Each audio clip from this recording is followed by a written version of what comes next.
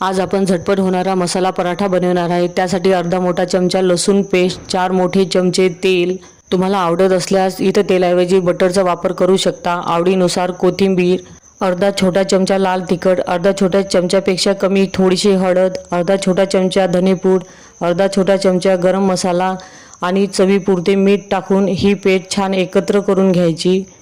Normal पोळ्यांसाठी जी कणिक मळतो त्यातलाच एक छोटा गोळा घ्यायचा, त्याची छान एक पोळी लाटून घ्यायची। पोळीवर तयार केलेल्या मसाल्याची पेस्ट छान टाकून घ्यायची आणि हाताने छान स्प्रेड करून घ्यायचे। आता पोळीचा छान रोल करून घ्यायचा।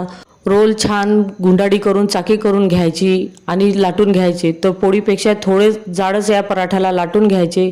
गरम तव्यावर तेल टाकून दोन्ही साईडने खरपूस भाजून घ्यायचे। तर हा मसाला पराठा भाजीसोबत, सॉससोबत किंवा टिफिनमध्ये न्यायला तसाही छान आहे। तर नक्की करून पहा हा मसाला पराठा।